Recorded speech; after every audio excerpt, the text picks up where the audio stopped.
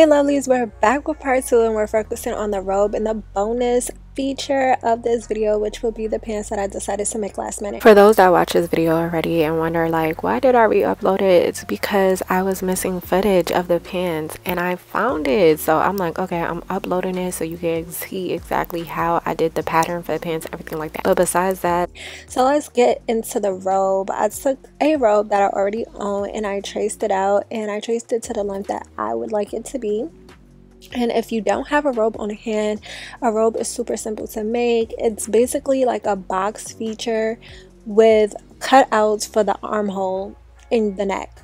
Simple, super simple. If you want me to make another tutorial on it, I will, showing you how to make a pattern from scratch if you don't own a robe already. Let me know in the comments and I'll get to that. And we're going to start by cutting out all of the pieces. You're going to need 2 fronts and 1 back for the body. You're going to need 2 sleeves.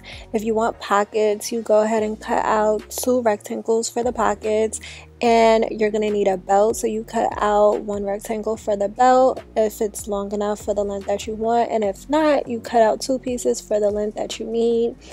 And you're going to need belt loops, so you're going to cut out small rectangular pieces for your belt loops, and you're going to need 2 of those. You're going to cut out a piece for the neckline, and it's going to go around the neckline straight down to the bottom of the robe. And that's basically it for your standard basic robe. But I'm going to be adding ruffles to my pockets of my robe and to the bottom of my robe. So now we're basically going to start assembling the robe, and I have the back piece that I cut out on fold, and I'm going to take the 2 front pieces right sides facing, and I'm going to start pinning them or clipping them at the shoulder seams, and we're gonna sew that. And remember to add seam allowance when you cut out your patterns. Add seam allowance, because I don't think I said that. You don't want these things to be too small. Robes are typically big, so you're probably cutting it out oversized anyway, but still add your seam allowance. Once you sew the shoulder seams, I go ahead by adding my sleeves, as you see, and I sew that up on both sides. And what you do to one side, remember to always do to the other. And once I sew that up, it's time to put the belt loops in, because once we put the belt loops in, we're going to sew from the sleeve straight down to the bottom of the robe. So you find your placement using your measuring tape to see where you want your belt loops to hit when you put your belt on your waist. So I put mine exactly on my waist, and I pin them to the inside of the robe. So remember, you're sandwiching the belt loops in between the back and front pieces of the robe. So make sure when you're doing this, the raw ends are out, facing out, you can see them, and the loop is facing in. You don't want to sew this the wrong way. You're going to sew everything with a straight stitch, and then we're going to overlock or use a zigzag stitch because we don't want our material to fray. So once all that is sewn, you're going to start working on your collar, your neck collar.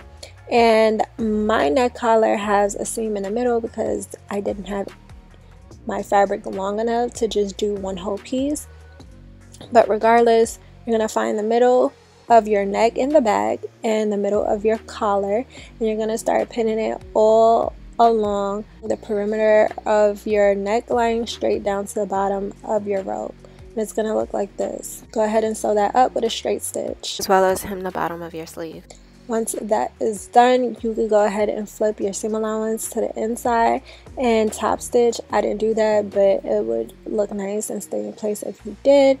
And hem the bottom of your sleeves, and then we're going to focus on the belt. So I cut out 2 rectangles for my belt because, again, my fabric was not long enough to complete this belt in one whole cut. So once I sewed the 2 pieces together, I folded it in half and ironed it down, and I began to sew it close along the raw edges and left a gap so I would be able to turn it inside out once everything is sewn. I'm going to then iron it in place and top stitch it all around. You could just top stitch that little piece that you left open closed, or you could top stitch everything all around. Once that is finished, I'm going to do my ruffles. So I basically took 2 long rectangles again, and I sewn them together so that I could create a long piece of fabric, and I hemmed one of the raw edge bottoms, and then I did a long basting stitch on the other raw end. And now I'm gathering the fabric using that basting stitch so I could create my ruffles. I'm going to pin it to my row and sew it with a straight stitch going across. And to finish the raw edges, you can serge it, but this is basically how I hem the bottom of my robe. So now we're going to work on the ruffles for my pocket. So I basically took a skinny rectangle that is double the length of the pocket width, and I folded it in half, and I sewed along the raw edges with a basting stitch, so the longest stitch on my sewing machine. And once I did that, I'm going to start to gather that and sew it along the rectangular piece that I cut out for my pocket. Now I ironed all of the sides in for my pocket, making it easy for me to sew it when I'm ready to do so, because I'm going to top stitch this pocket onto my robe.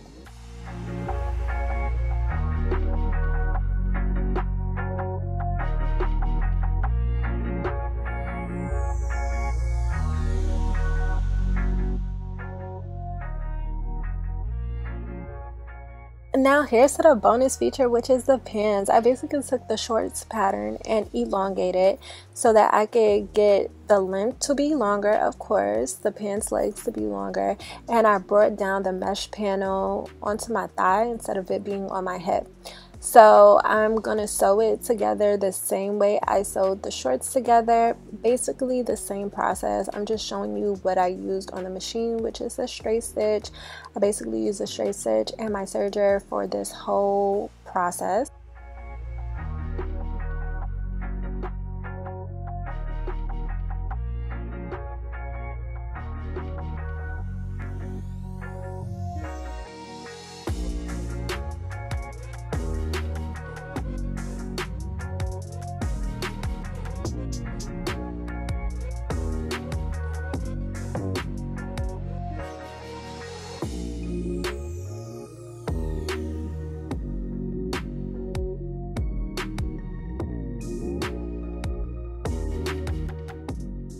I'll do the same thing for the bottom, but I'll fold it here.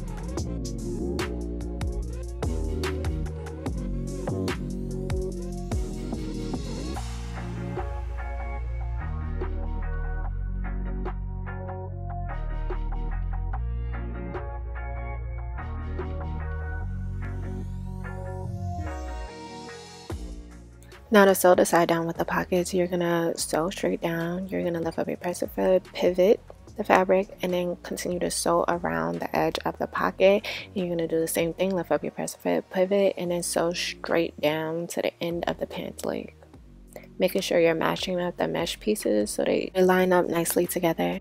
And what you do to one side, you do to the other. And once you have both pieces sewed up, you're going to place them on top of each other and your right side's facing, and going to sew the crotch seam only.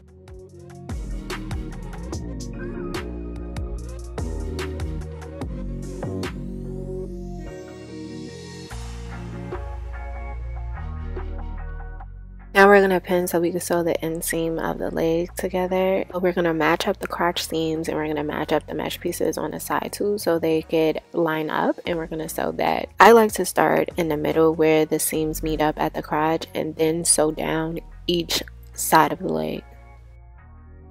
Now working on the waistband, you're going to fold it over, leaving enough space for your elastic to fit through. And if you want that paper bag looking effect, then you're going to leave enough space on the top that you can sew a straight stitch around the top band and a straight stitch around the bottom hem of the waistband so that your elastic can fit through that opening.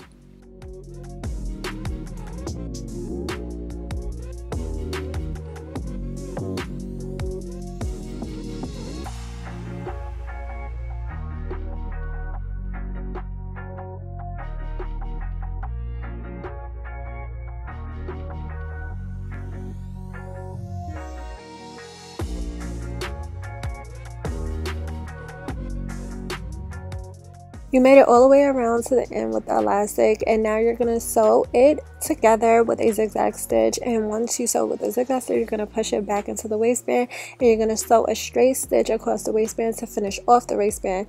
And we're going to move on to the hem of the pants. I serged the hem of my pants so I don't have to double fold it, and I'm going to sew around the bottom of the pants leg. And once you finish sewing around the bottom of the pants leg, you are officially done with your pants and you're done with your loungewear set. And I hope you like. It was really fun to do, and I hope you enjoyed it and learned something from these videos. And if you like, comment, subscribe, hit my post notification bell so you know when I upload my next video. Also check out Shay's video on our collab. She has a part 2 and 3. It's going to be linked below in the description bar. So until next time, lovelies, later.